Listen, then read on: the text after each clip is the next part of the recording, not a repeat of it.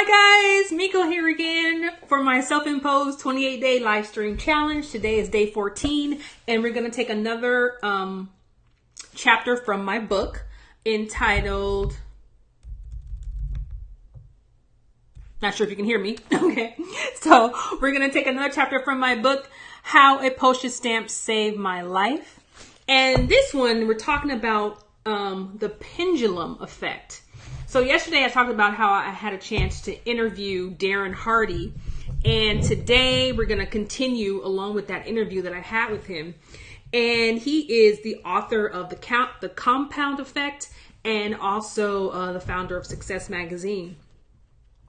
And when he started out in real estate. He was in his early 20s and he was a complete novice, very, very new. So he said that he compensated in that he would just work really, really, really, really hard. He would just outwork everybody who had like more experience than him. Then one day he went to lunch with a guest lecturer. And so he asked the lecturer for the man's best tip on being successful. And the lecturer told him to go and fail and do it often. So that was his advice to Darren. Go ahead and just fail, do it often. And Darren Hardy, he was perplexed. He was like, fail often, you know?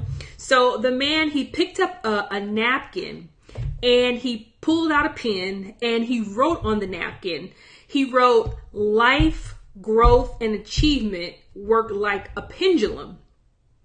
On one side, you have failure, rejection, and pain, the part none of us like. And then on the other side, you have success, victory, joy, and happiness. So the lecturer said, he asked him, guess which one of the sides we have control over? And the lecturer said, the right side, the side that comes with the pain, the failure, and the rejection. We have control over that. In that area, that's the only area in which we have control over. So the lecturer continued. He said, over time, most people figure out how to operate in a narrow comfort zone. They only allow the pendulum to swing into pain and rejection and failure in a small way. So just like a pendulum, it can only go a small way back into happiness and joy on the other side. So if you're going this way, this much in pain, then you can only go that much into happiness. So here's the lesson. The pendulum does not take sides. It's neutral. It swings freely on both sides with the same force that you attack life. As the person swinging the pendulum, you'll find that it's impossible to experience one side without the other. So you can't experience all this happiness and joy without experiencing the pain. You have to go through both sides because that's how the pendulum swings. So once you start to pursue your goals, your business goals, your life goals, you have to understand that you cannot have ultimate success without failure. And just like you can't have love without heartache, the two go hand in hand. So you receive rewards only when you are willing to take risk. And that's what the pendulum effect is all about. You have to be willing to take risks. You have to be willing to do things you would not normally do or that you feel uncomfortable doing. You have to get out of your comfort zone. And this may feel to you like a butterfly in flight. He said, what you pursue always eludes you. And that's why you can't chase success. You can't chase happiness. It has to find you. And that happens when you become a person worthy of success. When you have developed yourself from the inside to become a person worthy of success.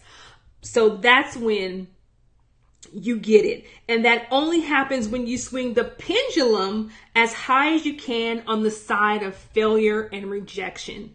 Because if the pendulum goes all the way up to failure and rejection, it has to come all the way back with the same force to the other side. So you have to be willing to go through the hard times. You have to be willing to go through the pain, the heartache. But on the other side, you will receive success.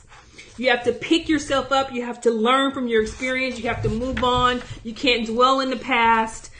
It's something you have to do every single day. So that's what I wanted to share with you today from my book, How a Postage Stamp Saved My Life. The postage stamp really did save my life. It's probably a funny thing. You're probably like, how did a postage stamp save her life? Well, I will tell you this, that 10 years ago, my mother was diagnosed with colon and liver cancer, and I had the absolute honor and privilege to take care of her until she died. And when she died, it was the most devastating thing I had ever experienced in my whole entire life. It sent me into a deep depression that had me contemplating suicide on a daily basis. And at the time, I was a letter carrier working for the Postal Service. I would see stamps every single day. And one day, the idea of a stamp just popped into my brain. And I thought, wow, when you put a postage stamp on a letter, when you put it on a package, it never deviates. It always finishes.